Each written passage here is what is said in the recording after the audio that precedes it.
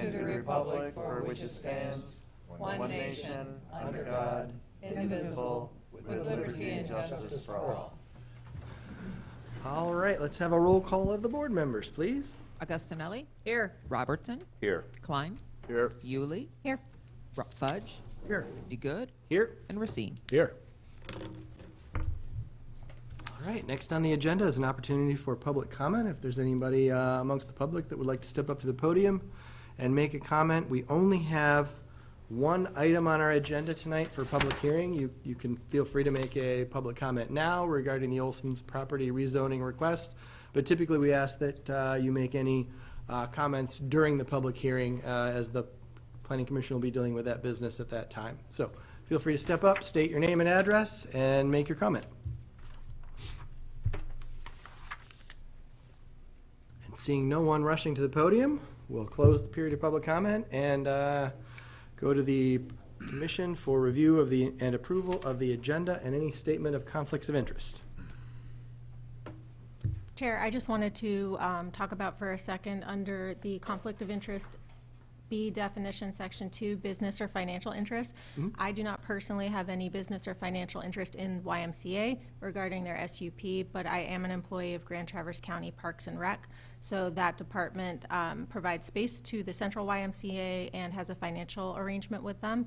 I can confidently say that it would not affect my vote or discussion or position, but wanted to throw it out to the group. Well, in the same context, I would add that my families are members of the YMCA, and I don't feel that I have a conflict of interest or any financial interest in that regard. So, yeah, any feelings from the commission on both of those relationships? I think it's fine. Well, I got no problem. I'd say you're fine. All right. Well, would anyone like to approve? I'll make a Make a motion we motion. Thank you. approve the agenda as presented. Support. All right, we have a motion by Augustinelli and support by Fudge. Is there any further discussion? Hearing none. All those in favor? Aye. Aye. Any opposed? Same. Well, the motion passes. And we'll move on now to review and approval of the minutes from our September 24th, 2025 meeting.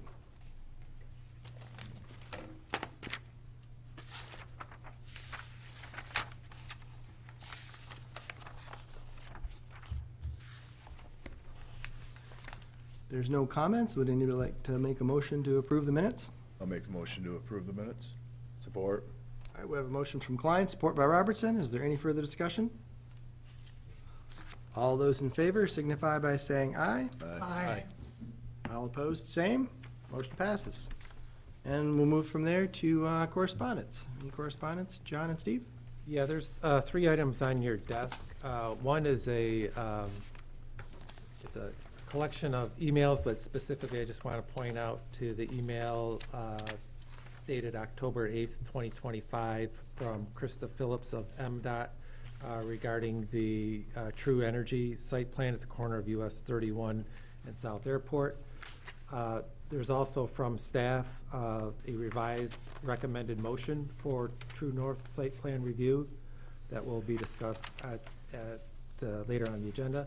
And then also for your information is a site plan review from Grand Traverse Metro Fire Department, and that's in relationship to the Grand Traverse Bay YMC Phase 2 SUP Major Amendment Introduction.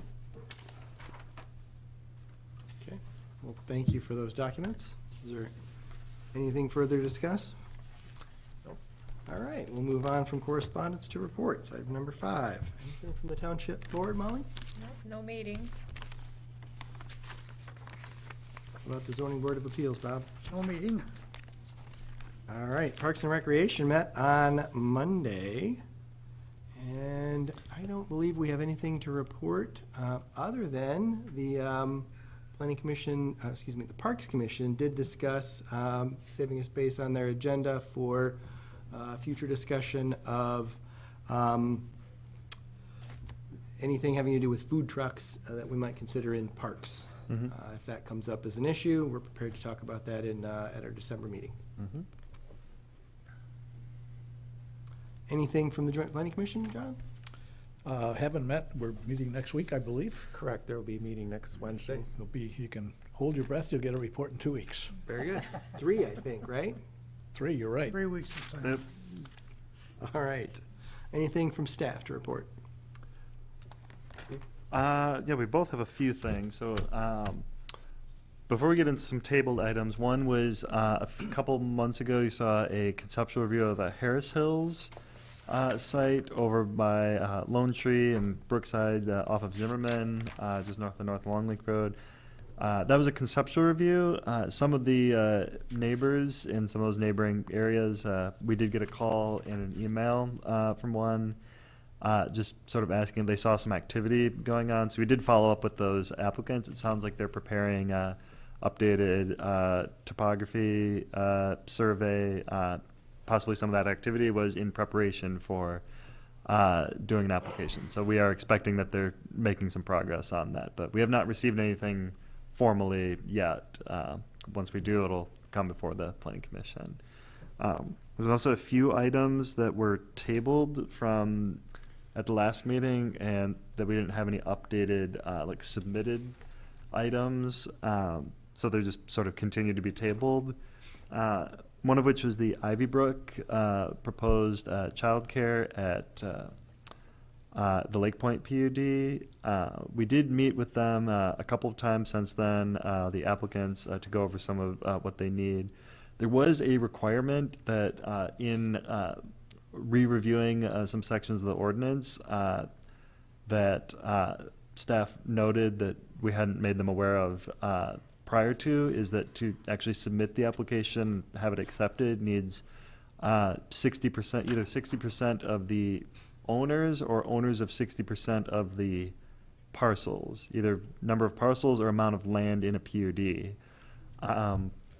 The apartments just to the north of that Ivy Brook site, combined with the site, would be 60%. It sounds like they reached out, did not get a favorable initial comment back, and since that's the area that they were planning on using for some of the pickup drop-off, I said to them, sorry about not informing you of this requirement, but think of it more of this is how you reach out to your neighbors, including everyone else in that PUD. So I think they're still working on some of that outreach and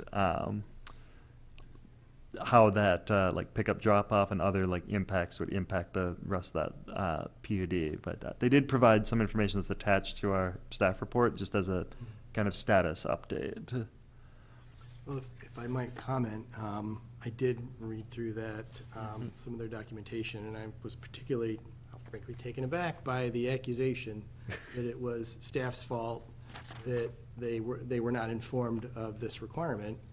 And I think it's important for you guys to remember that it's not your job to prepare anybody's site plan any more than it's the building department's job to prepare architectural plans and inform everyone of every element of a code. Mm-hmm. So if they have any complaints and they want to bring them to this commission, I will certainly support your role in helping an applicant to be prepared for their presentation of materials and their approval. Yeah. But I'm somewhat, I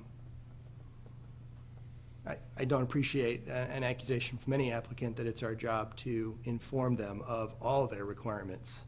I mean, I think in that case it was one that it's, I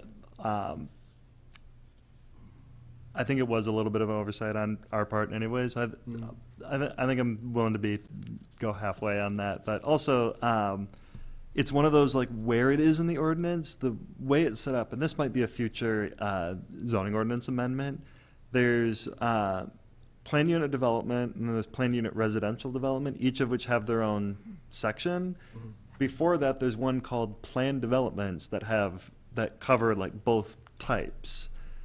So there's some things, like there's A, B, C. A applies to both B and C. And this particular requirement was in the planned development. So it was just in a spot that is like a little awkwardly placed. But certainly we can look at, we always do a completeness review, which is typically the things that apply to all sites. We can certainly add to that, like, anything for PUDs. This is the PUD only page. So if it's not a PUD, we can not do it, but we can add a page like that to a completeness, a more complete completeness review.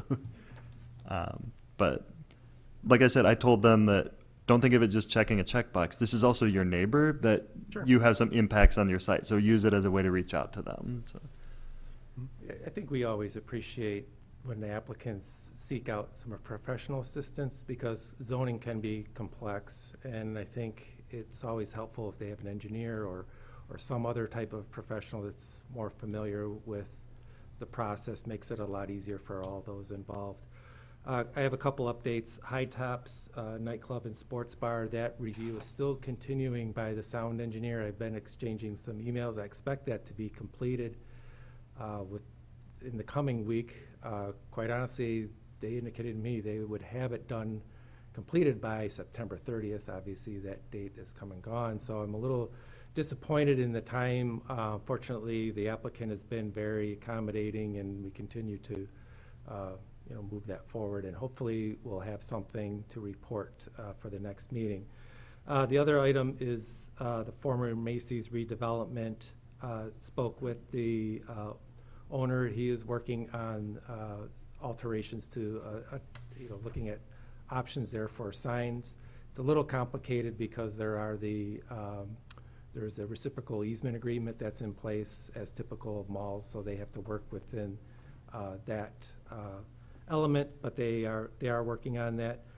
We did find out, speaking of the Grand Traverse Mall, that it was recently sold, and that this is the portion that was owned by Brookfield, so it excludes the former Macy's and it excludes the Target store. Not sure about the JCPenney store because that was owned in part by Brookfield, but the remainder of that is now owned by a company called Namdar. They own a lot of malls throughout the country, so that will be interesting to see. NAMDAR? NAMDAR, yes. I'm sorry, NAM, D as in dog, or DAR. B as in boy? Oh, D as in dog. dog. Thank you.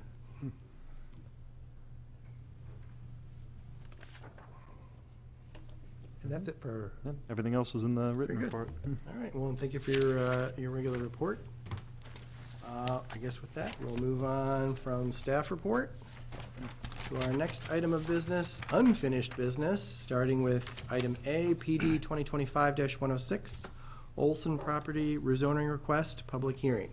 Do you want to start us off, and then we'll open up the public hearing? yeah, so this is rezoning of 4 parcels. It was originally one parent parcel measuring about 171 acres, located northeast of the corner of US 31 South and Rennie School Road.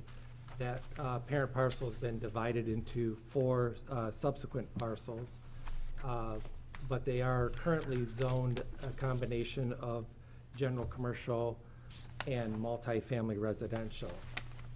The applicant is requesting a rezoning on one of the parcels, parcel A, which is kind of on the northwest corner of that larger parent parcel, to rezone that to fully to R3 multifamily. Then there's 2 other parcels to rezone it to IG general commercial. Those are parcel B and parcel D. And those are at the kind of the center of the parcel. And then the last is to zone parcel C in general commercial down in the kind of the south east portion of it, basically near that intersection of US 31 South and Rennie School Road.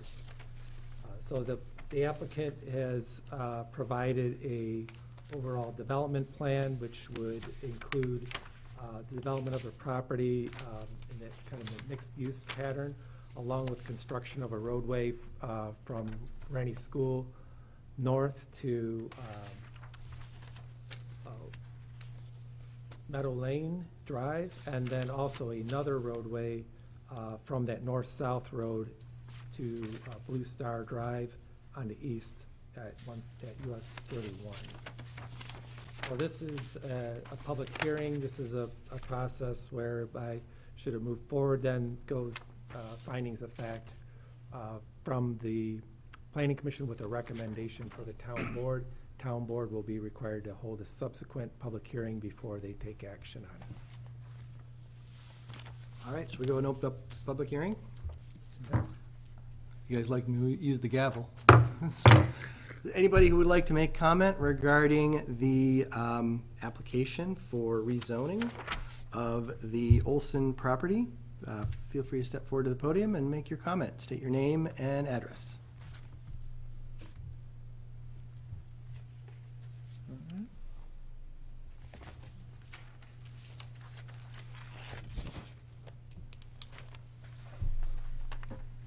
Good evening. Are you able to hear me okay? All right. My name is Cherry Wolf. I'm 100% trustee of my dad's trust and 50% trustee of my mom's trust. I'm so sorry, Sherry, if you could state your address, please. I'm sorry, 262 North East Silver Lake Road. The property that I am wanting to talk about is on the northwest, excuse me, corner of this development. It's the one that's requested to be rezoned as R3 excuse me, I get up in front of people all the time. And there's the R3 development for multifamily development. Again, this property that we own is a probably 65 acres, which border that section. And being trustee, I have to look out for the best interests of the beneficiaries of the trust. And our concern is in this development, the liability that it might open up to our property, which borders that. And it may or may not be an issue. I'm not against any development at all. It's bound to happen. But we're looking at the possibility of a multi-family development, R3, right next to our property line or right next in the woods there. And you're going to have, from what I understand, you're going to have business, multi-use all around that property. And multi-family means usually lots of children, lots of kids. And growing up, kids love to play and roam, and they're all over the place. We were growing up, but things are a little different now. So I'm worried about the liability to our property, which will border that section of the development.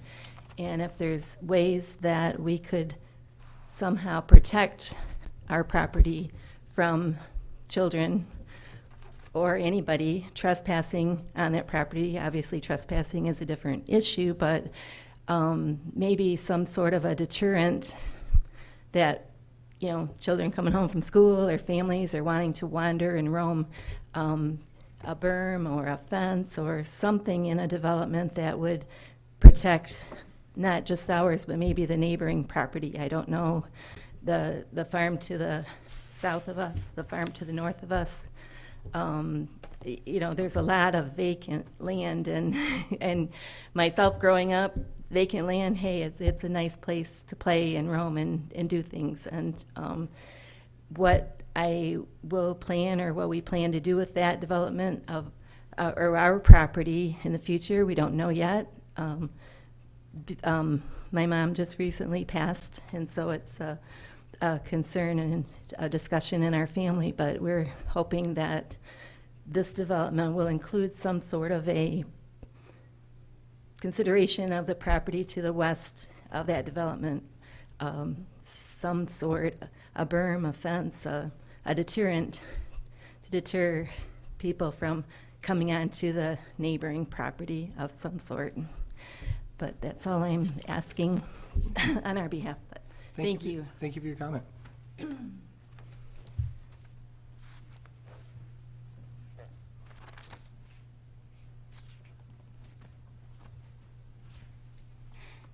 My name is James Elpers. My address is 3355 Rennie School Road, but the property that I'm here to discuss is the property at 8 East Silver Lake Road North, the former Cunningham Farm that now my mother is the head trustee for.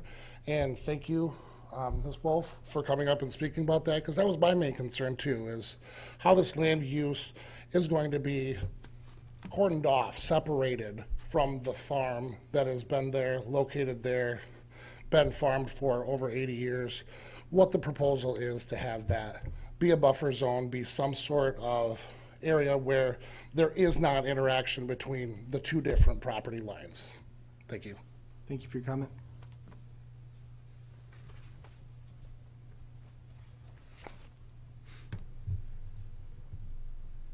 Is there anyone else? Oh, please. My name is Margaret Shop, and I live at 229 North US Highway 31 South. I need to say it slower, sorry. I think you're also all set Okay, with cool. So my business and home is located at said address, which is butting up to what's now going to be, looks like it's currently zoned as general commercial, going to general industrial. What does that exactly entail? I mean, am I gonna have some big factory coming in right behind my place where I work and live and whatnot? I guess I would like some clarification on what is that description? I don't know if you guys know or who can direct me on how to find out. Sure, you can definitely ask that question of staff, and then there is also an application package that you can review online. But generally, we don't have we seek your comment, but not a dialogue. Oh, okay. So that's, I guess, my concern is what potentially is that gonna change as far as what's gonna be in my backyard? Just because I know there is a lot of housing and stuff around that area too, so industrial versus commercial, I guess I'm thinking factories and whatnot, so. Thank you.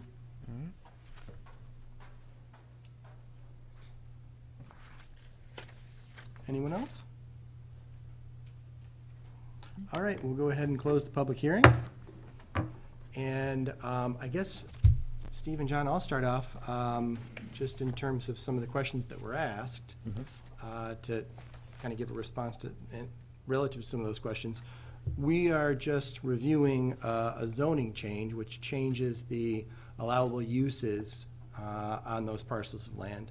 But the specific relationships to the adjacent properties would be addressed with either staff-reviewed site plans for use by right, or plans that would be submitted for land use, site plan approval that would include a planning commission approval. So Which that would be would like a the special use opportunity- permit, yeah. And there would be opportunities for folks to come forward and make public comment. Even if there's not a public hearing for those plan reviews, they could do so at that time if they're concerned about adjacencies and whatnot. Right, that's correct. So for instance, on the multifamily R3 district, if they were to do an apartment development there, that requires a special use permit. So there's another separate development review process at that point, including another public hearing that will be part of that. But this is just allowing for a broad array of uses for these targeted parcels. Any development within these will require some form of site plan review, like you mentioned, whether it's through the planning department for uses by right or through special land uses that require public hearings. But that's then when all those developments do need to adhere to the standards and requirements of the zoning ordinance. So we could easily address a lot of those concerns through that process. And just to make comment on the IG district, it's called actually the IG General Mixed Use Industrial Business.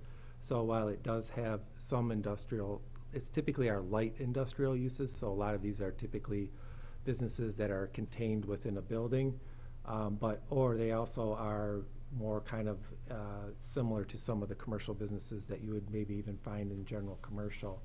But it's an intent to provide a mix of both kind of light industrial and non-industrial uses. There are some standards in there in terms of development standards specifically to site development.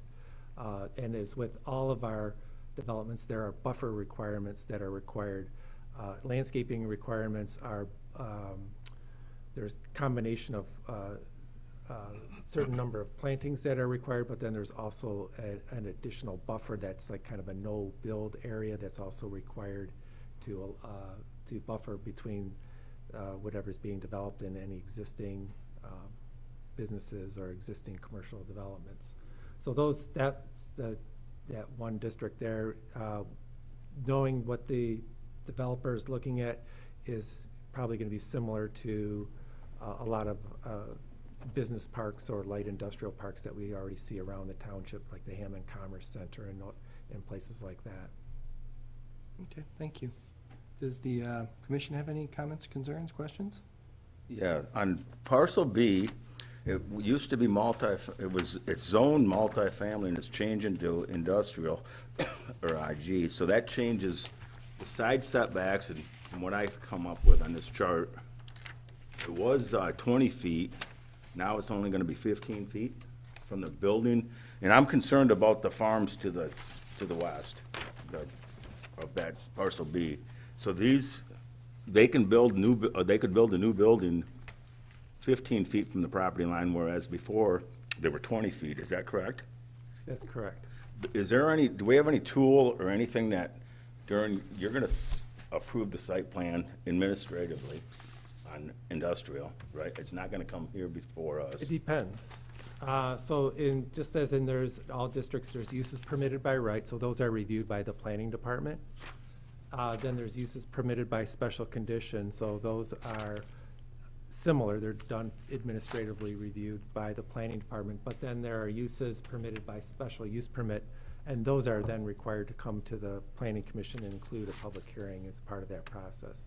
Okay, so could you require, could anything be done to require them buildings or more of a setback than the 15 feet on that line there? It'd be the east line of parcel B, the west line of parcel B there. So we could have more of a setback than the 15 foot. Because this is one of the only places in the township where we got industrial or R3, in both cases, running up against agricultural land. So as I mentioned, the R3, that would be special use permit, so that would be in front of you. So that you have some ability to apply some of the standards there. And quite frankly, all site plan reviews also have standards in terms of ensuring the impact on adjacent properties. That's how we're dealing with some of the other site plans that we have currently in front of you right now. There are also some additional standards that are provided in the IG district that have things that talk about potential impacts on neighboring properties, and that's part E in the IG section. There's also, I believe in the side or rear yards with that abut, there's some limitations there regarding side or rear yard areas that abut land within a residential district. There's some additional standard requirements for that as well. So do you feel you could keep a building further away than the 15 feet minimum size? I don't think we can keep the building, the setback requirement is, that's for building setbacks. That's at the minimum. I think there are some of these standards in here that could apply, that could alter that to ensure that there's some type of a buffer. And then It depends on the use itself. It's really kind of hard to, when you are rezoning, you are looking at all those uses that are in that district, so it's comprehensive. all right, I was just concerned about keeping that, or having more of a setback than what was there. And then the other one was the odor. It's up here on number 1A of, on page 3-339. It talks about the odors being toxic and all that stuff. But what about, my concern would be, what if somebody come in there and put a potato chip factory? Something like we got down the road. We have to smell that all the time. There's nothing that we can do about I didn't that. catch you. What did you mention? What type of use? Potato chip factory. Something, that just comes to my mind because we have to smell that even though it's a mile away now. Do we have any say on that? First of all, I just want to see if it's a permitted use.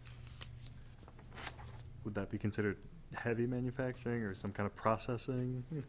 Or the coffee roasting one is another one, but it's, them are really heavy, but they, Probably put that as a processing operation, based on the list of uses that are there would be a special use permit.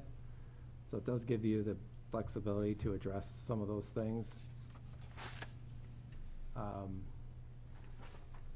But yeah, that's the nature of the rezoning, though. You are, now there are some heavier, this is the IG, which is our light industrial district. The heavier industrial one is the IL, which is more of the, as heavy manufacturing, light manufacturing, is more extensive. That's when you get into recycling facilities, that type of thing. But this district is tended to be lighter impacted uses, although it does have those same kind of standards. But yeah, I mean, that's when you're looking at a rezoning, you're looking at all the uses in the IG district as potential applications for the development of that land. okay, and then my last thing is, the fence that, was talked about earlier. So the trailer park over there, when they did their last, the Meadow Lanes, when they did their last, special use permit for their, when they added on to it, they had to put a cyclone, or a fence up along the neighboring property. Is there any, that's because it was agriculture, just to keep the kids from coming over there. Is there anything that this R3 could be required to do also? Yeah, absolutely. I mean, I think that's where the R3 special use permit gives you that ability to address the impact of, potential public health and safety and so forth, and that would be appropriate in that.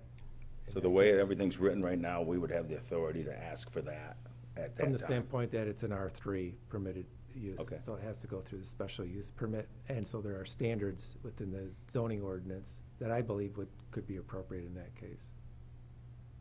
Particularly if there's precedent of other situations within the township where that already exists and was implemented based on those concerns. Okay, and then one more, this might be a Molly question, but could the township, they pay the sheriff's department for all their, they have 2 deputies or so many on, can they be called if a property owner has troubles with trespassers, who can we call for that? Well, I think if you have trespassing, you can call the sheriff's department, but I'm. Will they do I'm anything, not or? sure, I'm not sure on that. If I'm a landowner, somebody's trespassing on my property, I can call the sheriff's department, and likely they'll come out and say, what are you doing here? So, it was just last week, there was some kids, they just go out in the middle of the hayfield and play baseball from them, the trailer park and stuff, but that's the same question we had earlier, about when the R3 gets in there, how to keep them out, but my question was, can we call somebody to come and take care of it? Yeah, they're trespassing on your land. I mean, that's just, my impression. I've never dealt with it, so. Okay, I didn't know, all right, thanks. All right, thank you. Thanks, Joe. Any other, John? Maybe this was covered a couple of weeks ago when this was up, but I missed that one, but what's the status of the roads that are gonna connect, going north-south as well as east-west? Are those public roads or private roads? What's the status of those? Well, at this time, they're shown there, the easements are identified, but that's about it to this extent. I would say, though, that we've been talking about that. I think that is a critical part on a couple of things. One, it's in the master plan for that road to be established, both in the mixed-use district and also in our master street plan, is to have, particularly the north-south road, I think is imperative. Also, that is a big part in giving the rationale for the rezonings that are taking place. So that road does need to be established as part of this development. I would think that in terms of going forward, we need some assurances that it's going to be built. I think the most appropriate place where that will need to be is in the findings of fact.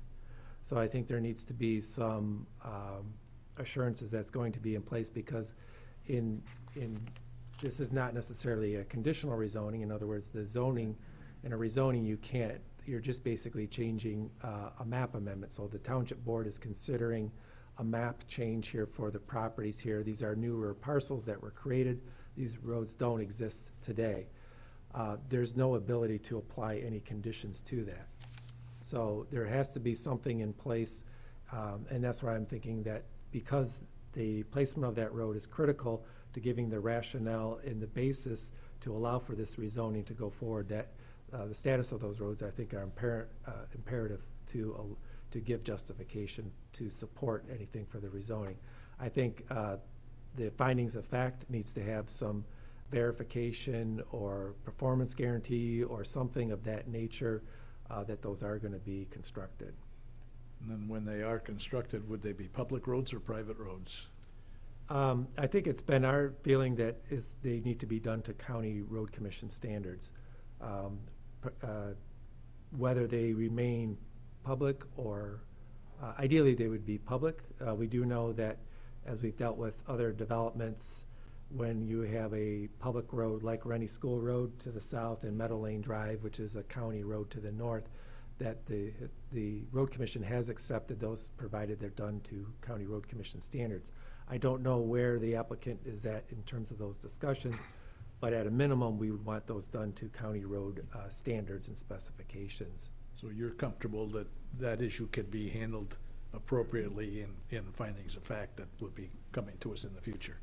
Yes, because I think it has to occur there. I don't think that the rationale for the rezoning is, otherwise it could easily just, I mean, we don't, a lot of this is based on the applicant's development plan, so there has to be some assurances that that is actually going to be built out as it is presented.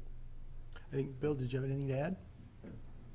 Bill Crane Engineer, representing the Olson Foundation. Briefly on the roads, we have had negotiations and meetings with the Grand Traverse County Road Commission. They are in favor of the public road system, which would be the north-south road, which would connect Rainey School all the way to Meadow Lane. The stub road that goes towards the east, kind of partway up that goes to Blue Star, they're not as excited about taking that over, but that would be more of a public road situation. But the roads would be built to Class A or all-season roads. That would be the intent of the Olson Foundation. And as part of the overall development, it would include bringing utilities from off-site, which I think there's quite a distance for water and sewer to be brought to the site, along with installing all the sewer and water internally to service our development plan, along with the construction of all the roads. Utilities, sewer, water, electric, fiber, or whatever utilities that are available would be installed as part of the overall development plan for the project. Thanks, Bill. That north-south road, just to give reference, is really, in essence, a kind of an extension of Stadium Drive to the south, which goes into Blair Township, south of Rennie School Road. So it lines it with that. So really, which is a county road, so it's extending it all the way. It's not just this limited segment, but it does present a fairly good road network for the road commission.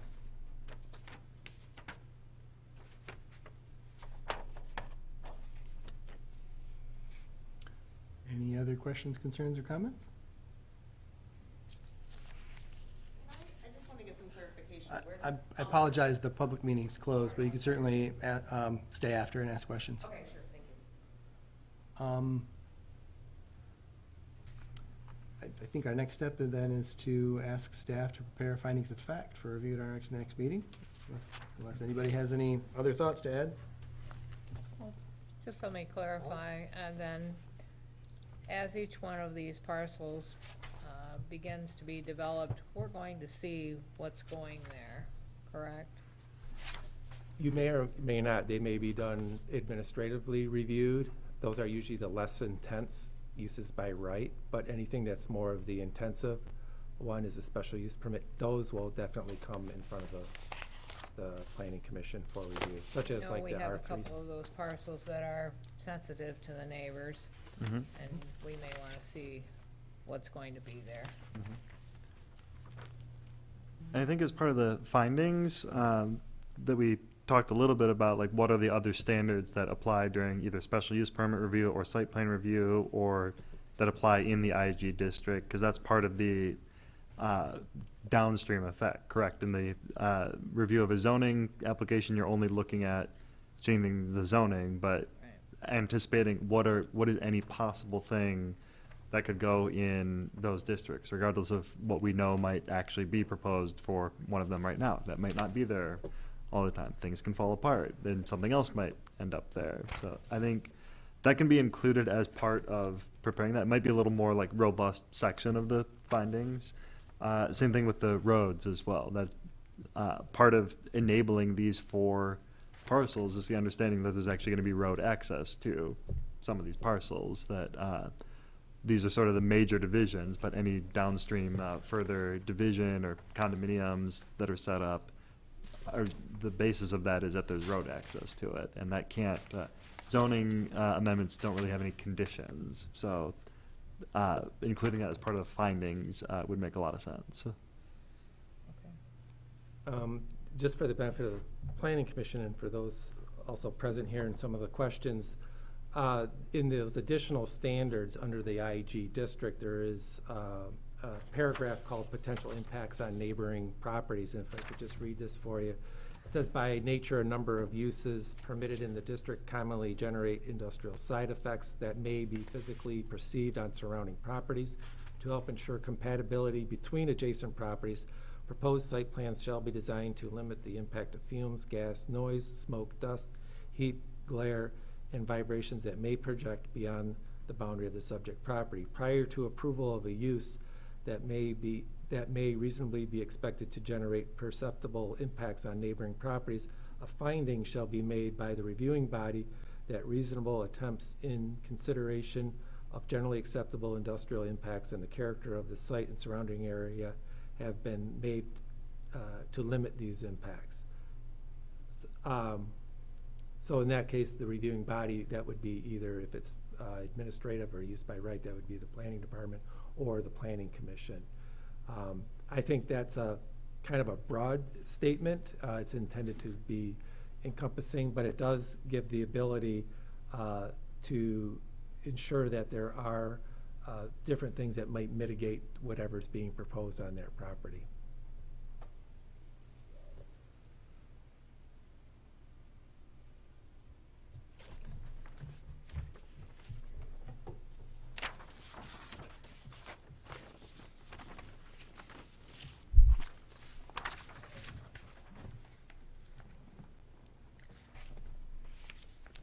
You ready for a motion? If you're ready to make one, please. I'll make a motion that we direct staff to draft findings of fact for our review at the November 12th, 2025 Planning Commission regular meeting for application Z 2025-01 submitted by the Olson Foundation to rezone parcels 05-032-001, 07, 05-032-001-08, 05-032-001-09, and 05-032-001-06, located at the northwest corner of Rennie School Road and North US 31 South, from its current configured zoning of CG General Commercial and R3 Multifamily Residential to a new configuration of R3 Multifamily Residential, IG General Industrial, and CG General Commercial in accordance with a proposed development plan. Support. All right, we have a motion from Racine with support from Fudge. Is there any further discussion? Hearing none, all those in favor signify by saying aye. Aye. Aye. Any opposed, same. The motion passes. Thank you. Great. Set aside this pile of papers to move on to the next pile of papers. We are done with item A. We're moving on to item B, PD 2025-107, Youth Works Special Use Permit Findings of Fact. I've seen this in a couple meetings, first introduced in August and then the public hearing in September. This is the youth work special use permit for essentially an institutional use on Cedar Run Road. Mostly the updates are applicants submitted an updated plan set that addressed some of the kind of outstanding items. I think there was one just very small thing, but mostly addressed everything that was brought up in previous discussions or at previous completeness checklists. And then the draft findings of fact are presented and a potential draft motion. The kind of one unique section that we had looked at previously was the groundwater protection with the hazardous materials. As the applicant stated last time, there is a threshold to that section that they were well under, and we also checked with the state with MDARD, and they didn't really have much additional information, but it didn't seem to have as big a concern. Staff did offer, though, sort of language that if the use of the site ever expands to include storage of hazardous materials, that would actually reach that threshold to provide details that the standards of that section would be met. Mostly this is the first time I think we have looked at that section. I don't think we've reviewed much that has impacted hazardous material or groundwater, but otherwise, I think most of the findings include the standards for special uses that apply to all special uses, and there's the draft findings and a motion for the Planning Commission's consideration. Planning Commission, do we have any questions or concerns?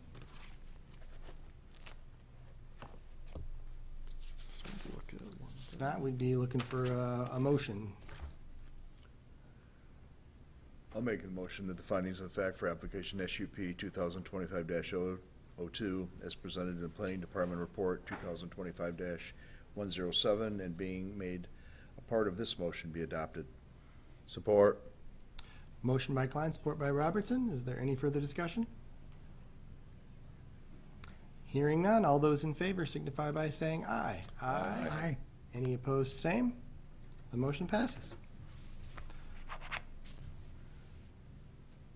Pat, would you happen to like to make that next motion? A motion that application SUP 2025-02 submitted by Ashley Ayala of Youth Work for a special use permit for institutional use at 5855 Cedar Run Road, parcel number 05-007-015-00 be approved, subject to the following conditions 1 through 7 as indicated in Planning Department Report 2025-107. Those listed below, 1 through 7. Support. Motion by Klein, support by Robertson. Is there any further discussion? Hearing none, all those in favor signify by saying aye.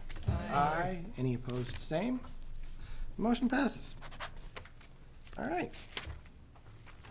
Well, good luck to Youth Works special use permit and getting that built out. And I particularly like your vest tonight. Go Tigers. We won, didn't we? Last time I heard it was 9-3. 9-3. Last time I heard it was 7-3. So Check it out. excellent. Awesome. That's good news. Thank you. There are some follow-up things. We'll be in touch. Yep. Mm-hmm. All right, that is all of our unfinished business for tonight, and now we are on to new business. We start off with item A, PD 2025-111, True North US 31 CH Highway Commercial Site Plan Review. Okay, I'll cover that. Just first of all, I just want to apologize, our projector system isn't working this evening. I know that is often very helpful to review these site plans, to have those projected on the wall, and particularly for those that are in the audience, but we're having some technical difficulties right now, but. The day where we have more people in the audience, Yeah. and the projector's not working. So, Sorry about that. this is the, regarding the True North Energy gas station at the corner of US 31 and South Airport Road. It's at the southeast corner. Currently, there's an existing Shell gasoline service station there with a convenience store, a car wash, and a former drive-through coffee shop. So they are looking to redevelop that site. You may have seen some of their redevelopments done elsewhere. There was the Shell station at the south east corner of Lafreniere Road and South Airport Road that was done a few years ago. This is another one of those projects. This location is in the Highway Commercial District. So in the Highway Commercial District, it is gasoline service stations. There are some supplemental use regulations, but all applications for development within the CH Highway Commercial District come to the Planning Commission. It's not necessarily a special use permit or anything of that nature, but it does require site plan review by the Planning Commission. And it's mainly devised because of, in the Commercial Highway District, there are a lot of standards related to cross-access and interface with highways and ensuring that there's a good flow of traffic in these areas, accessing sites, exiting sites, and so forth because of the nature of the auto intensity of some of these uses. So that's partly why this comes to the Planning Commission, is to have that oversight and coordination, ensuring that these projects work with what the intent of the CH Highway District is. So there are site development standards that apply to the CH District. Most of those don't necessarily have a major impact, but there are the external access. So there are comments there that are regarding the current existing driveways that go out to US 31 and to South Airport Road. We did forward these plans and information to the respective road agencies, Michigan Department of Transportation and the Grand Traverse County Road Commission. Even though they are existing, there's certainly opportunity to improve, particularly given the nature of the scale and size of the intersection there at US 31 and South Airport Road. One of the things that's fortunate about this site is that there are some cross-access opportunities that are already in place. There's a connection between the current gas station and the Applebee's to the south. They share a cross-access drive. And then there's also one from the Shell station to the east, which is, I believe, Aspen Dental. That one is towards the rear of the property, and was most likely located there when they were doing the drive-through coffee shop. They're proposing to relocate that more parallel to South Airport Road to the front. That makes a lot more sense because there'll be not just a connection to the adjacent property, but that kind of maneuvering lane running parallel goes quite a distance along South Airport Road that you can get all the way over to where the driveway is, right across from the Grand Traverse Mall. There was some comments made back from MDOT. They were recommending a right-in, right-out only reconfiguration of that driveway. And that was one of the reasons why our initial comments here were concerns about that in recommending initially to table this to resolve that. But the applicant has since met with MDOT. That's where the email that we have on your desk that came this morning from MDOT, from Krista Phillips, who's the operations engineer at the local Transportation Service Center for MDOT. And she met with the applicants, and they basically identified a situation where you have the right in and left in, but the out is only a right out. So you cannot make a left out of that driveway.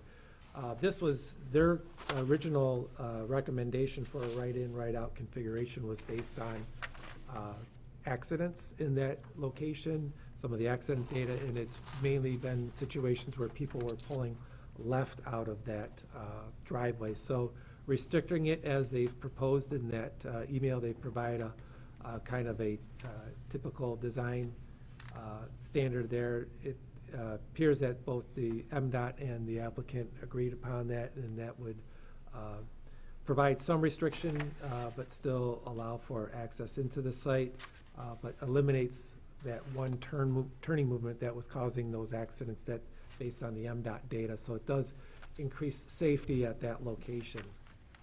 So, John, forgive me, is that specific to the US 31 access point? Yes. Correct. And there's, South Airport Road would be a county road, correct? County Road, and yes, we did not receive any comments from them, so there are no proposed changes to that. So this only impacts the driveway out onto US 31. Do we know the accident history on on South Airport? I do not know the accident history. I did, like I said, we sent it to Grand Traverse County Road Commission. Did not hear back from them. They sent it, notified them twice on that. That doesn't mean that they may not, I mean, they still have to issue a permit for the revision of that entrance, or perhaps not. If there I are no don't think so. changes. I don't think there's any changes, even if it's improved. It's not changed. I mean, I think you still have to get a permit for working within the right of way, but in terms of an actual driveway permit, I imagine that driveway permit's still valid, and Okay. unless you're altering it or something of that nature. Thank you. Thanks for answering those questions. I think you had more to share with us. So the one thing too is on those cross-access that I mentioned between the Applebee's to the south and the Aspen Dental to the east. We'd like to see, typically when there's new developments, we require an easement agreement, so that ensures that those are maintained, and that's a document that typically is recorded with the Register of Deeds. There will need to be on that one developed parcel to the east, they're gonna need to reconfigure some of their parking, because right now those are parking spaces, but certainly they'll gain the option to have those other parking spaces to the south on their property. The section 748 covers gasoline service stations, generally meeting all the requirements in terms of specifically to gasoline service stations. We also then have the section 424, the site plan and site plan review standards. We've also applied to that. A couple of other issues came up. One of them was the lighting. They did provide a lighting plan which meets the requirements. There was one fixture, it's a wall-mounted fixture that did have some side and up lighting that would have to be provided with an alternate. The applicant is here as well to provide any information or presentation, and does also has offered an alternate fixture that could be a wall-mounted fixture to replace it, and would be in conformance with the section 517 of the zoning ordinance. The last part was the landscaping, and they did do some buffer calculations, and there was some error on our measurements, so actually that statement in the in our report is inaccurate.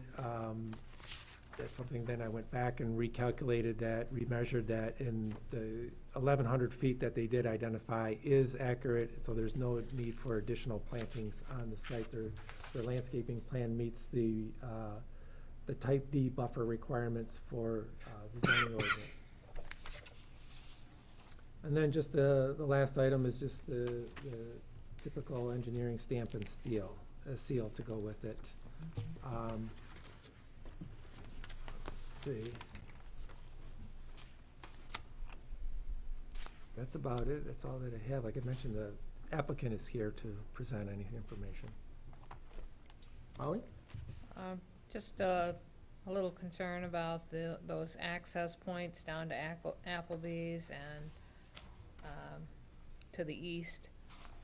Is the applicant interested in creating access that's recorded and for those properties, or? Okay, I can cover that. My name is Rick Turner with Diamond Z Engineering, and I'm representing True North Energy. We do their site design, site development, and due diligence. Just getting right to the question that you brought up, there is an existing easement to the Applebee's property. There is an easement agreement in place. That easement, that access is going to stay where it is. The one to the east, we are looking to move more towards the north. Works better with our layout, and frankly, we think it works better just for the public access because it's more in line, like John said, with the other accesses that are up and down the road. So we will have to get an easement agreement for that one worked out.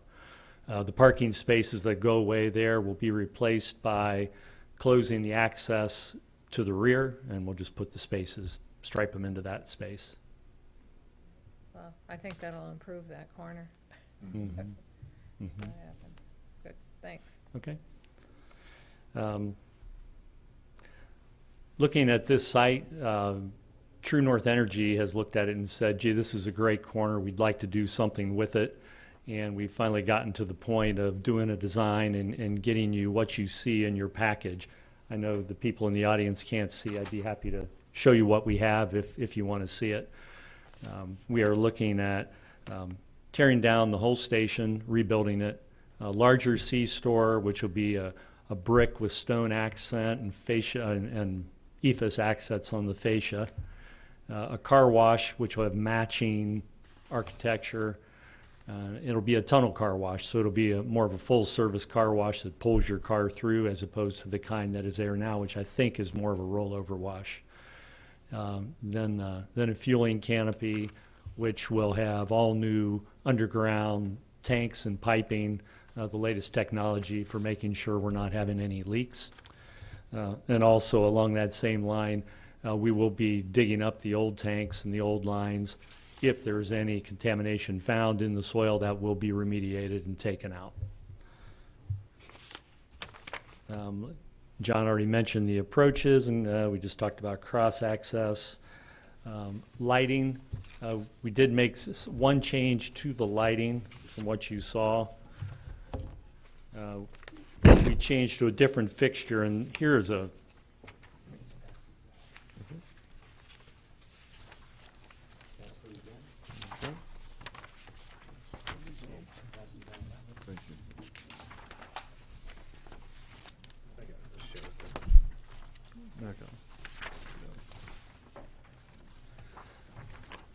the light in question is the light that is up on the fascia. There is a cut sheet attached to that. That light shines down and it shines up. So what you're seeing is the light that is shining off of the building. And we can order that light without the up lighting, but you can see in how it is shining in that photo. It's not shining up in the air, it's lighting a section of the fascia about so high, just to give some architectural interest right there in that spot. So you can look at that, and you can look at the cut sheet on the light, and we're willing to do what you want us to do on that.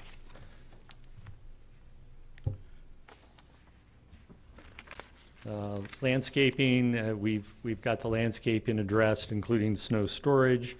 Also wanted to mention that we've agreed to put in multi-use paths on both sides of this property that'll connect up with, well, they'll at least connect at the corner, and I think they connect to the east. Not sure about the south. I think right now just the corner. The non-motorized plan and the master plan has it going further, but this is sort of the first step of that in both of those directions. Yeah, but we were happy to do that. Mm-hmm. So True North is invested in the community and is very interested in presenting their best offer and best look. So what you see is something we're very proud of, and you can see in some other areas around town, like John mentioned. The latest actually went in at the corner of Hammond and 3 Mile. Mm-hmm. There's also one up on Munson Avenue, just east of, what's it called, Airport Access, I think it's called. Mm-hmm. So you can see there's a number of these stations that True North Energy is putting in that are very attractive and good for community and for our customers. Any questions I could answer? Will you be closing the entire site while this is going on? Yeah, the whole site will be closed probably for 4 months. John? Yeah, the other sites that I've seen you guys work on around town look nice. My compliments Thank you. on those. On this little lighting photo that you're showing, it does look like it sort of fits architecturally. It's not going to create all kinds of glare. I'm a little nervous, however, because we've got a pretty clear ordinance that we don't want light shining up anywhere, and if we say okay to you, it's gonna make it hard for us to not say okay to the next guy that wants something that's gonna be maybe more offensive that's going high. He's gonna say, what about what happened at True North? And that makes it harder for us to enforce our ordinance if we start having exceptions. So I'm thinking maybe the cutoff may be the wisest thing. Yeah, another alternative would be we'd put it in, you come out and look and say, thumbs up, thumbs down, and we turn that top light off. I don't think that's terribly viable, to tell you the truth. I don't know how others feel, but I would agree. I would say, I think it looks nice, but also the same kind of slippery slope. Yeah, just the down lighting would probably be, that falls within our guidelines easily. Is the lighting the same on the buildings that you've done, the one up on Hammond and? I'm pretty sure it is, yes. An associate of mine sent me a picture of the one on Munson Avenue. It looks like that, and because the one on Hammond was done after that, I think it's the same also.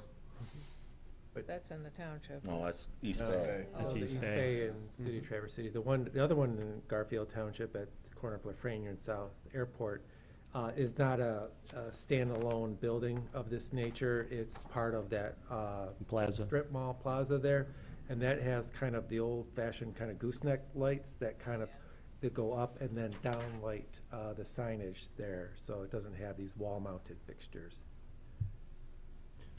Somewhat surprised, actually, because I think that both the city and East Bay Township have lighting ordinances that are at least as strict as ours, if not more. I believe the East Bay Township ones state they don't allow any uplighting except for architectural purposes, for architectural accent. Yeah, and if you recall, we just went through section 517 and made it even more stringent and specifically called out about accent lighting. So just not accent lighting in this that we were concerned about, but some of the LED trim lighting and everything like that. So it's just a blanket approach to do it because how do you determine what is, accent lighting is somewhat subjective in terms of what might be aesthetically pleasing versus somebody who might not like it. So the way the language is written, yeah, it's So my thought, John, is I'm in agreement with everyone else. I would not like to see the open-ended uplight. I did looked at the street view for Hammond, and it's the old, for Google Street View. But the one on Munson Avenue does appear to have the same cans that you're proposing here, although I think that there are more of them. I wonder if you couldn't shield those in a way that the light from the portion that points up only deflects against the face of the building rather than, because I mean the problem that we have is that part of it spills on the building as you're desiring architecturally. Right. The other Part goes part out. flies off into space, which would be in violation of our ordinance. well, you do bring up, there's that, when we do talk about accent lighting, and this is a little bit different than what's being discussed here, but the planning commission may approve internally illuminated architectural bands or similar shielded lighting accents as part of the site plan upon determining that such lighting accents would enhance the aesthetics of the site and would not cause off-site glare or light pollution. So that's something that is where you might have something encased. The one that comes to my mind is like a Burger King where they'll have, it's like a lighted band.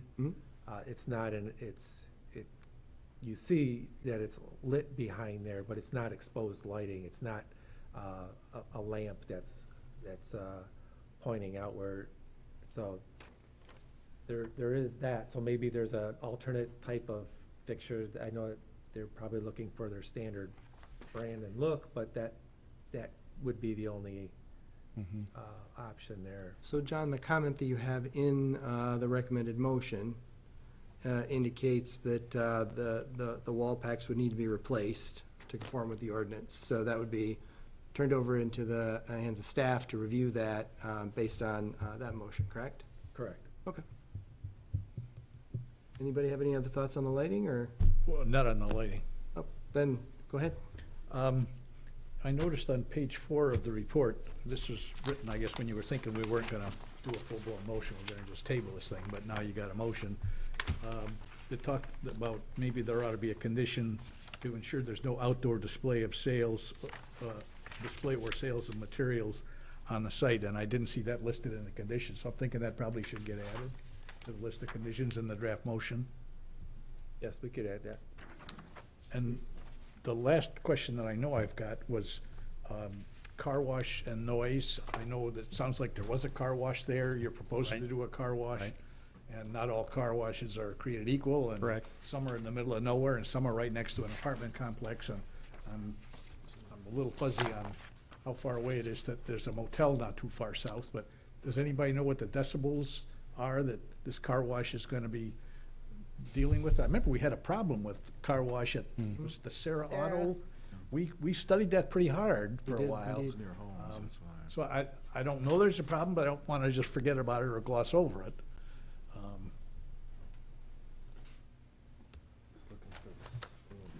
The residential For a car there wash? is much closer. I'm sorry, Molly, I'm The sorry. residential I got it there is open. much closer over by Sarah. Yeah, it was. But there is the hotel, It's quite a distance. so- but it's, Applebee's is In between. in between. Correct. And then there's Park. Yeah, I don't know that it's a problem. I just don't know that it isn't a problem. I Right, thought I'd throw up the topic and see what people have to say. And maybe we gotta Where? look into it. I don't I know. don't know, is the decibel level any higher, will it be any higher than the existing car wash? Will this new car wash be, Yeah, and honestly, I can't say. I can just tell you that the noise comes from the dryer, Yeah. and the dryer in this case is out pointing towards the street as opposed to the one at the old wash, which was pointing more like back behind Applebee's. If you're saying there was something beyond Applebee's, I don't know what's over there. I think, isn't there a hotel south of Applebee's? Yeah, there's the Baymont. is. Yeah. courtyard? And then There's the, there's the Applebee's, then there's a kind of a part of a parcel there, and then the Baymont is, it's south of that. So there's Where are the- you saying that the dryers are gonna be located? I'm not sure what the orientation is of the car wash, where The the car dryers wash will exit towards 31. heading west. So you enter from the east, exit to the west. Correct. Okay. Everything to the west is commercial, isn't it? Yes. And one thing we do find is, if you were standing this close to a dryer, you'd say, boy, that's loud. But if you're 80 feet, 100 feet away out on the road, you say, oh, it's about as loud as the car that just went past. There are the standards in the ordinance, section 717 for car washes. There's 3 standards. All such facilities shall be connected to a public water and sewer system. All washing facilities shall be carried out within a building. And then no equipment shall be located closer than 100 feet to any property zoned or used for residential purposes. And I did not see any type of vacuums or any canister type of There- vacuums out there, or? Yeah, there are 2 vacuums shown on the sidewalk right in front of the car wash. Okay. I didn't notice that. So we definitely meet that 100-foot setback for residences, correct? But that's not a problem, it sounds like. There's no residential anywhere near that well, close. the apartments In fact, though, behind we Baymont. approved a residential development east of the Baymont Hotel, not too Way long over ago. 100 feet. I mean, But that's. it's that's a much quarter further than mile. 100. I mean, that would be the closest I don't think residential. there's anything clearly within 100 feet that's zoned or used. Yeah, I think the Applebee's parcel is wider than 100 feet, so Yeah. that gives you at least that amount of separation. John Racine, do you think it warrants an additional note in the motion addressing conformance with the, or is it suffice that it's in the ordinance by itself? Well, I'm not sure. I guess I was kind of hoping for some staff suggestion. It seems to me like pretty much everything else falls into place, assuming you're okay with putting a cap on those up lights. I'm fine with everything I'm hearing, but I mean, we sort of have an obligation to the community to make sure that we don't overlook something like a noisy car wash if it's noisy, and maybe it's not a problem at all, but do we want to put any kind of, could we put some kind of a condition in that it's got to comply with such and such, or is that unnecessary? It would have to apply, it would have to comply with the township noise ordinance regardless, which is a separate ordinance outside of the zoning ordinance. So we'll have to comply with that at a minimum. I think the orientation of it, exiting out at the 31, makes a lot of sense. Yeah, that should be good. We have other ones in the township. I think, there's just one right up the street on the other side of the road. I think it's an area that, there's not a lot of, no residential within that area, at least close by. It's all kind of, extending outward farther. So I think, I didn't have really a lot of concerns. Okay. I have one little thing after looking at this picture, the ice machine out there, is that considered outside sales? I think it's the ice machine or anything like in a container. I think it's more referring to like the loose, like if there were, like occasionally in places that don't have that, you see like the, like Stacks of washer, antifreeze, you yeah. see that kind of stuff, firewood or that, So yeah. the description is, all gasoline service facilities and accessory uses and services shall be conducted entirely within an enclosed building, including sales and storage of windshield washer fluid, landscape materials, and similar items. I think what that's implied is like something that's kind of loose, like I know sometimes they've sold like wood chips and stuff, you'll see piled between the gas pumps and stuff of that nature, so. That's interesting. Just thinking of a number of the gas stations that I frequent on a regular basis that have washer fluid, wood chips. Deer bait. Deer bait, yeah. In our township. Maybe they've been there a while. May have predated this ordinance. Or maybe we just haven't, we haven't noticed from a regulatory standpoint. It's a good question. John, One yes. other question that popped in on this driveway, the reconfiguration idea that Krista came up with, looking at the schematic that's there, if I'm interpreting it right, you would think most drivers with any common sense coming out of the place would know they gotta turn right. Yes, yeah, that's Will the, there be any signs, like clear, no Right left turn only? turns kind of signs? Because every Yeah. now and then, some drivers do things that you just shake your head. And, I mean, they might violate the no left turn sign, but at least if there was something that said right turn only Sure. or no left yeah, turn. we could do that. Okay. Is that, it's not stated anywhere in here, Or, is yeah, it? now, one thing they might consider is to maybe point people to the Applebee's outlet, as an alternative to that. I don't know, I guess that you'd have to kind of work with Applebee's on that. Or like southbound traffic. Southbound US 31 this way, and it Mhm. kind of would point people to that driveway, which is a little bit farther away than this one might be. Gives people an alternate on how to exit that. And since there is the easement in place, it should be able to be acceptable with them, I would think. And this was an MDOT geometric standard, so like for designing it to like, this is going to point people turning right enough that they're not gonna attempt to turn left. That, they've used that for other, they've used that for other similar Yeah, driveways. it's one of their standards. Okay. you know. All right. Because they would review any driveway permits. I think MDOT could probably review the finer details of how that gets put together, but that is a Yeah, I don't want to concern, yeah. micromanage, but I guess Yeah. I've seen drivers do crazy things, and Yep. signage might help. Mm-hmm.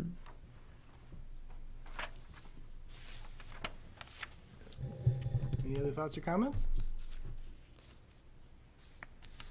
So do you have a new motion that you want to?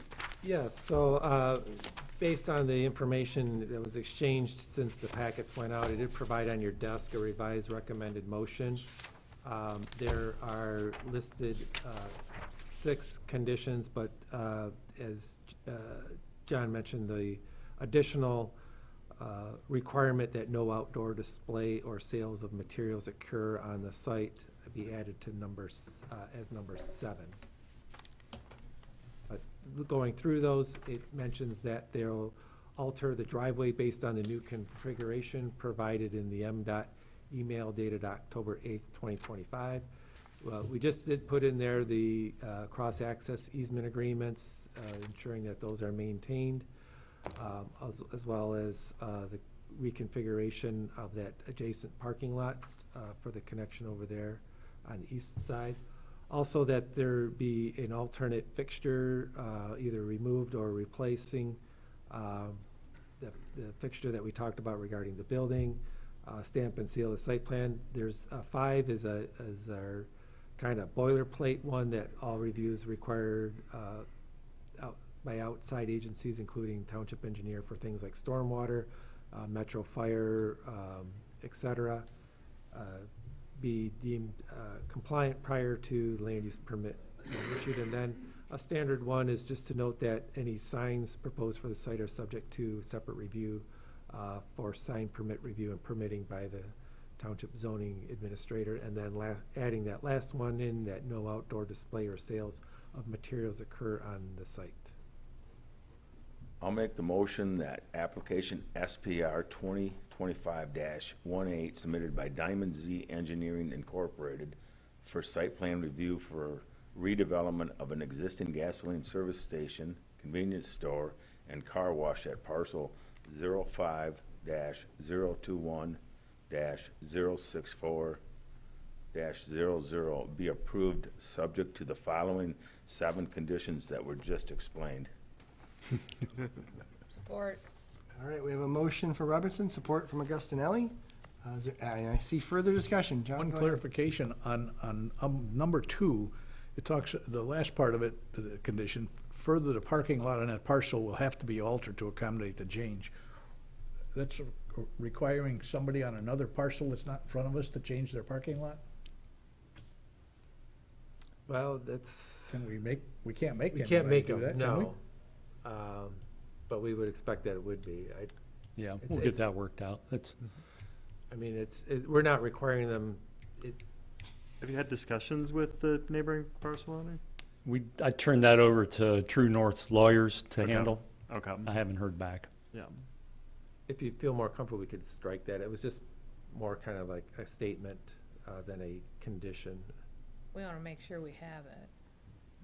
Well, we will have the cross-access. If we can't get them to agree to the one in the front, we'll leave it where it is.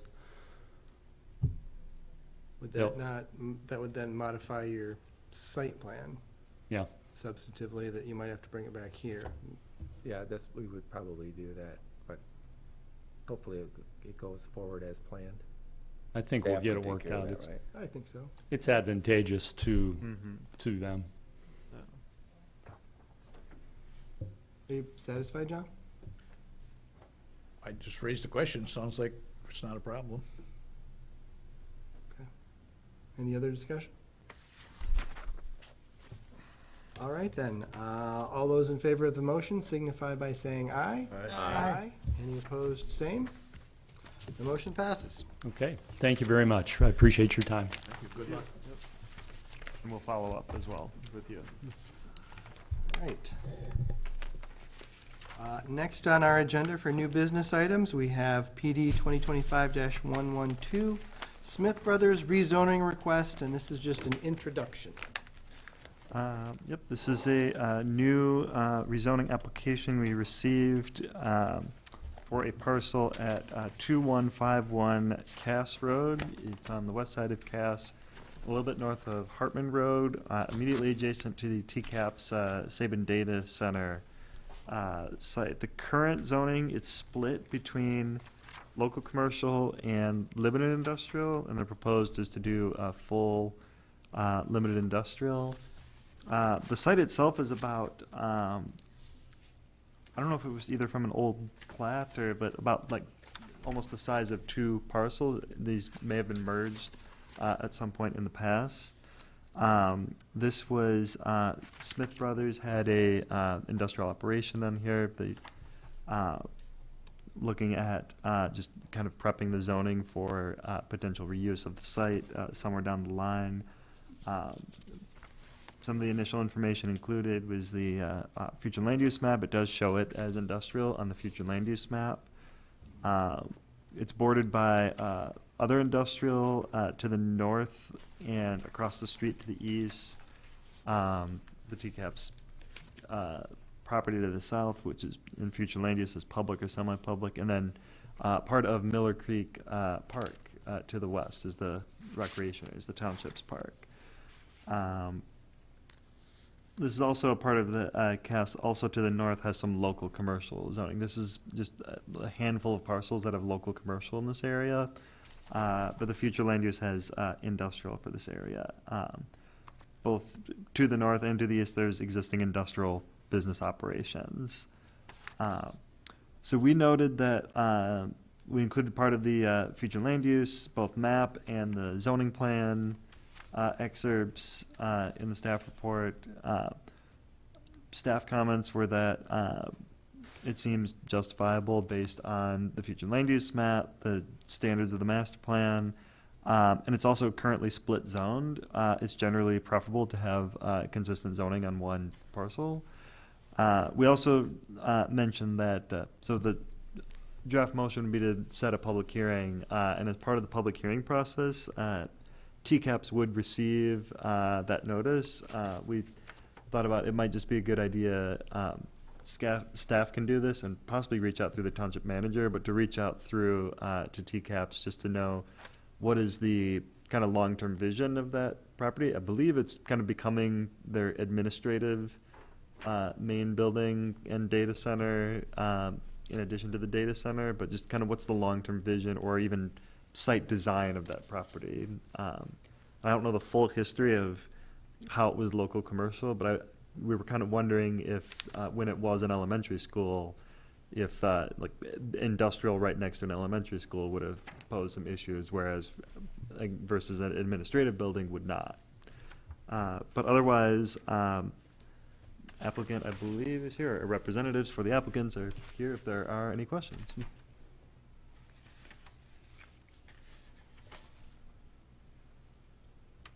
Questions, thoughts, concerns? I'm fine with setting it for public hearing. I had the same thought that you just volunteered, Steve, that it'd be nice to solicit from TCAPs. Not that they have a crystal ball, but my vague recollection from what I've read is what you just said, that they're talking about making that administrative office, and that who knows what the odds are it's ever going to revert to an elementary school, but it'd be nice to find out what they think about that. Right. But the concern would be that this rezone would allow for more intensive uses directly adjacent to a public school property that formerly was a public school, so certainly they should step forward and make any comment or concerns that they have. All right. Well, if there aren't any other thoughts or concerns, we can certainly just make a motion to advance it to the public hearing. I'll make the motion that application Z 2025-02 submitted by James Smith to rezone parcel 05-022-01900 located at 2151 Cass Road from its current split zoning of CL local commercial and IL limited industrial to IL limited industrial be scheduled for a public hearing for the November 12th, 2025 Planning Commission regular meeting. Support. Motion by Racine, support by Robertson. Is there any further discussion? All those in favor signify by saying aye. Aye. Aye. Any opposed, same. The motion passes. All right. Next item of business, PD 2025-113, Grand Traverse Bay YMCA Phase 2 SUP Major Amendment, Introduction.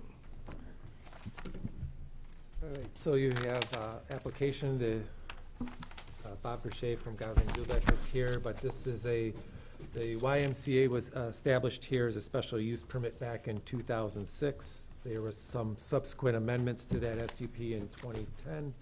2014 and 2012 and 2014. Currently, the site consists of an 84,000 square foot recreational facility. There's a storage building, 2 soccer fields, and 345 parking spaces. This request is for an addition of roughly 20,000 square feet to the facility and providing additional parking, 121 parking spaces. Because a lot of it's already developed, we didn't really have a lot of issues. It pretty much is just expanding. There, this was expected. There's some potential for future additions beyond this as well. So the site has been designed to accommodate that. There was a traffic impact study that was originally done for the site, and that those improvements were made. There's a left turn lane right out front there on Silver Lake Road. Site circulation appears to work well with a divided driveway coming into the site and additional parking.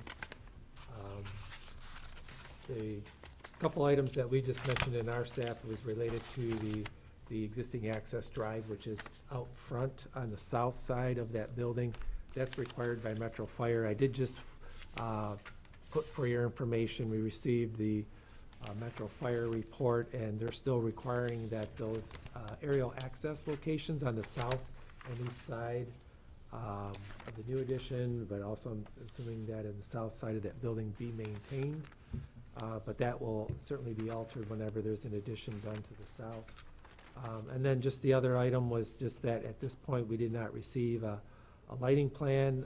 That could be made a condition of approval, but it would have to be done at some point before there's a land use permit. So that's all that we have at this point. Thoughts, concerns of the planning commission? John? Just looking for maybe a little more clarification on the additional parking. It looks like the building is gonna go to the east end of what's there, so you're not even gonna see it from the road. And I suspect most people aren't spending money on adding parking spaces unless they think they need it, but we always hate to see too much parking. And can you shed a little light on, Sure. on that, Bob? Yeah, Bob Roche with Gosling Zuback, representing YMCA on the project. The occupancy numbers, when they bumped up with the addition, the keep the parking count within the range, needed to bump up a little bit. Also, I think the Y experiences peaks on, days they have soccer, when there's the T-Bays, I think, uses their facility for, T-Bays, anyway, there's peak days for soccer and, on certain days of the week, so this is just a little more of a buffer and to manage the parking demand that they see throughout the week. So the new parking's actually gonna be at the south end of the property, south of the driveway, looks like. Yes, currently there's, it's about the only available area of the site to add parking of this nature, so that's where it's going. Is that extra parking intended to also accommodate that future field house addition that they talked about maybe doing somewhere down the line? I mean, the parking will be available for the Y build facility in general. I'm not sure if the occupancy numbers will, I think there's enough buffer with where we're kind of right in the middle of the range. I think, 340, something like that, to 700 is, I think, what the parking calculations work out at, and we're 466, I think. 466, yeah. So, Bob, it looks at Yeah. like the existing, or the existing building, the new project will be contiguous, the entire project will be attached to the existing project, right? Correct. Yeah, the addition, it's an addition that'll match the existing look and feel of the current building. So yeah, Ray is here as well to answer any architectural questions, but yeah, it's just gonna look like the existing building, a little bigger.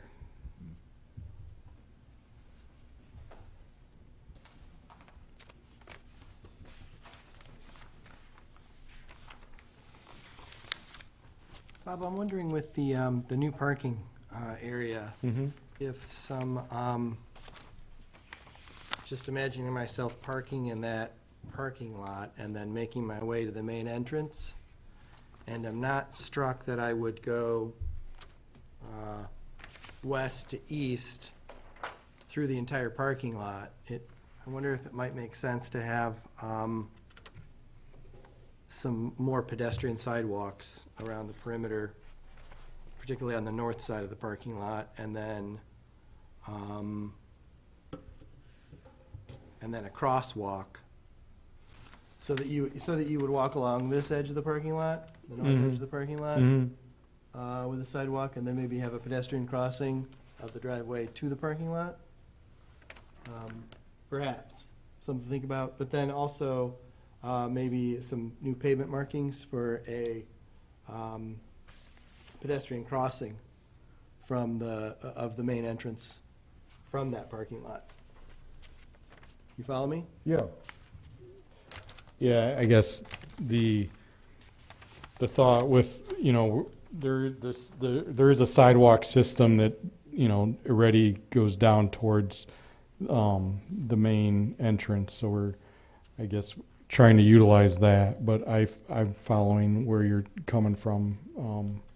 Yeah, I'm thinking maybe some more people- sidewalk along the edge there. Some people might be likely to cut across the grass with a more direct route. Mm-hmm. That's my thought.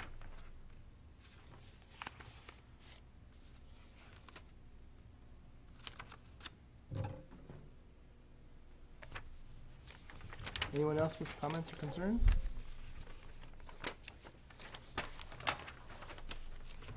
I think our next step would be to advance this to the public hearing, correct? Correct. Anybody, if there's no other comments or thoughts, we'd like to go ahead and make that motion. Make a motion that application SUP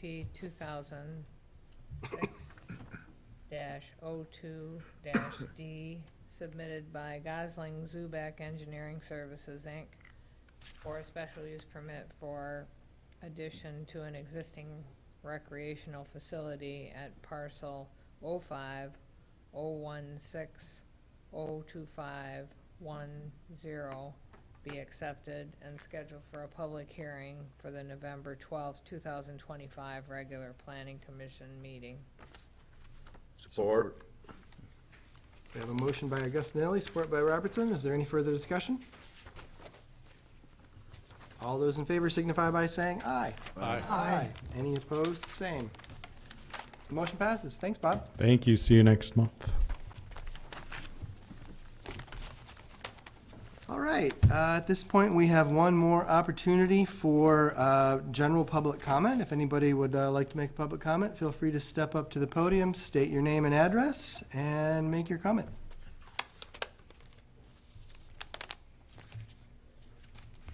Seeing none of the remaining public rushing to the podium, we'll go ahead and close public comment. And then we have one item of other business.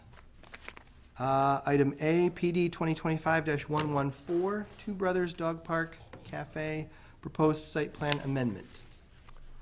Yeah, I received contact from Eric Engel, who is the applicant for the Two Brothers Dog Park Cafe and Tap Room, which you approved that site plan back on December 11th, 2024. And as they're going through, he's made a request. You see the information, his request in the email for that particular site regarding the condition of approval that required a 7-foot solid cedar fence around the dog park area to deal with sound mitigation. he went through, and apparently there's higher cost to that. So he's requesting that there be a reduction in that requirement from 7 feet to 6 feet. So his email request is in the packet, and then if you look on sheet C3, is the fence detail that is in there.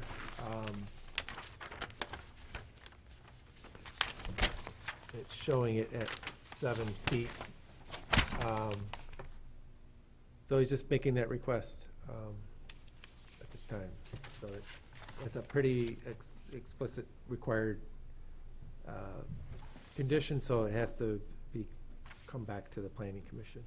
Hi, I'm Megan. I'm the general manager of Two Brothers, and I'm here representing Eric and Danny, just to answer any questions that you might have about that. Our main concern with the 7-foot fence is that it's a significant cost increase. However, the sound mitigation isn't really that much. It's between 0 and 2 decibels that we found in our sound studies that we had done previously. So it isn't really making much of a difference in the actual noise level, and that is why we're hoping to reduce our cost by changing that.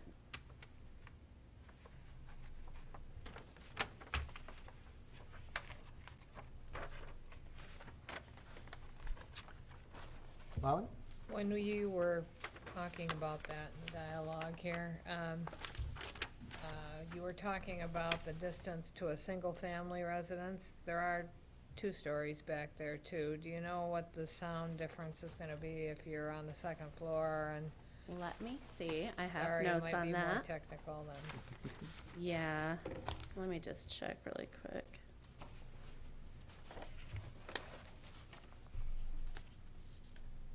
And John, while she's looking that up, what I'm curious about is how did we arrive?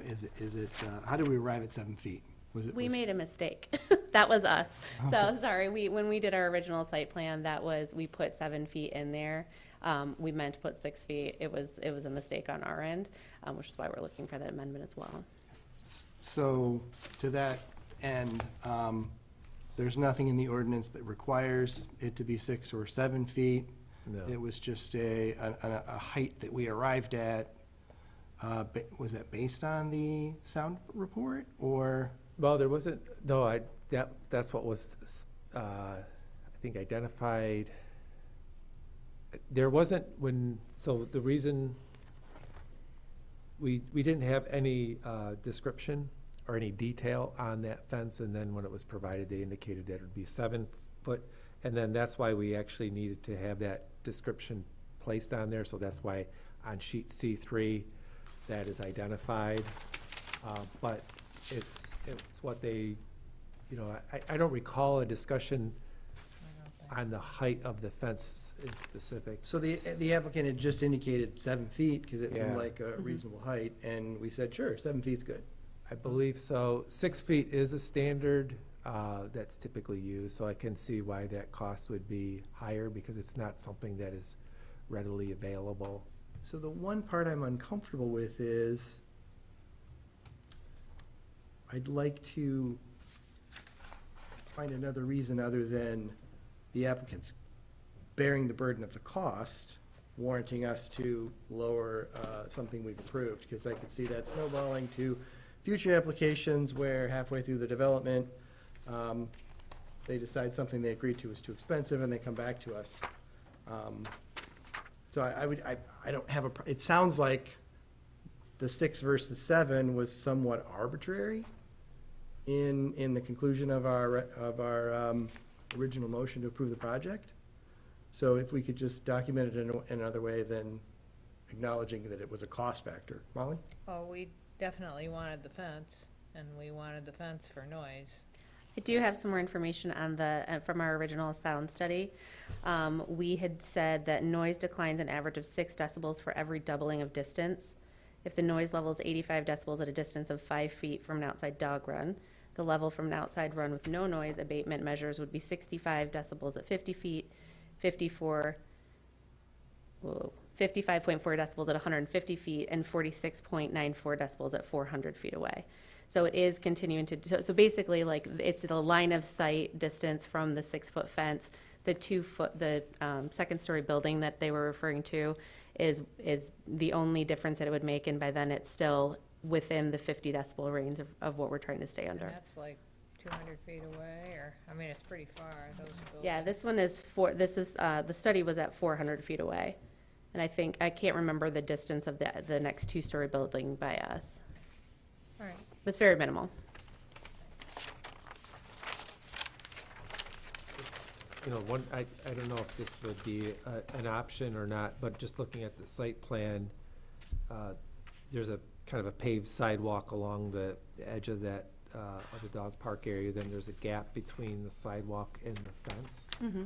I don't know I don't have a scale on me, and obviously the drawing's not to scale, but is there the ability to do some plantings between the sidewalk and the fence?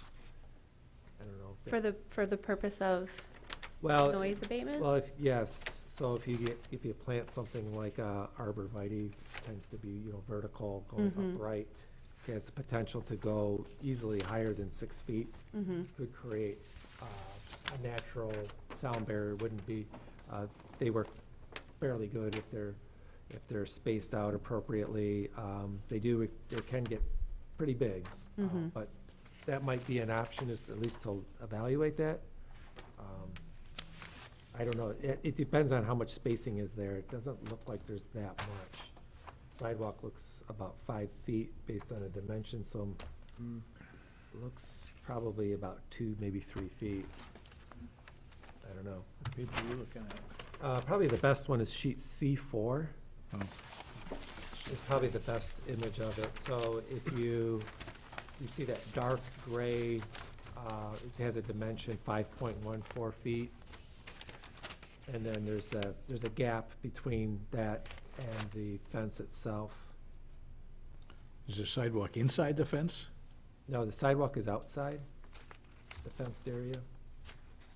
So basically, I'm looking at that kind of white stripping here. Okay. I don't know if that would be wide enough. I mean, I think for something like a planting, you're probably gonna need at least 3 feet, and that doesn't quite look like that would work. Would that, I'm not sure, from our sound study, that the fence was doing a pretty good job at getting us within the right levels. I guess I don't understand what the addition of that would do. Since we're not, I mean, we're really only we're losing maybe 3 decibels of sound limitation, or sound dampening from going from 7 feet to 6. So I'm certainly willing to explore it. I just don't know at what benefit that would be for us, or for the neighborhood. Right, well, I mean, that was just if they were looking for some potential alternative. Yeah, definitely, yeah. If we're looking at alternative, you know, we can certainly consider that, but again, I'm not sure we've looked into that as far as what could fit there. Yeah, I mean, because those things, they get much higher than 6 feet easily.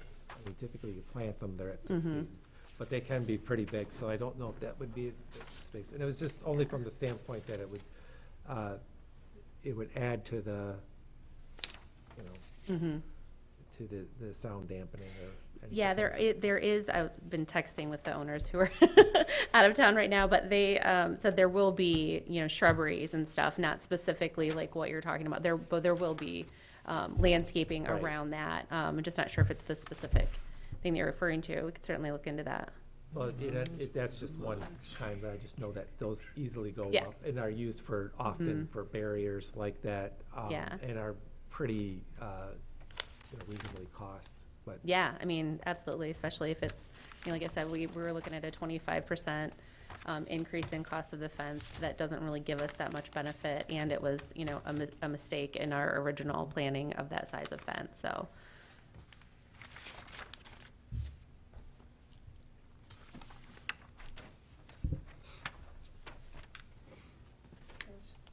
Yes, Molly? Sorry. Quick John. question. It sounds like from what the applicant's telling us, that the difference in the decibel levels that are gonna be getting off-site are pretty infinitesimal. We don't know for sure that that's true, but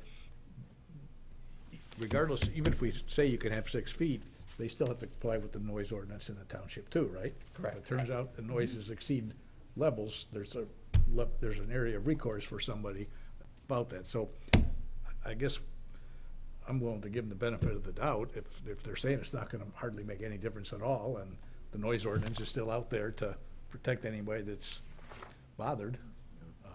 We don't want to bother anyone, with so it. certainly that's what our main goal is, to comply with that ordinance as well. We didn't have a sound study that established the height of the fence to begin with, did we? We No, did we that didn't. internally, but yeah, I don't know that we saw one from the township. No, we didn't.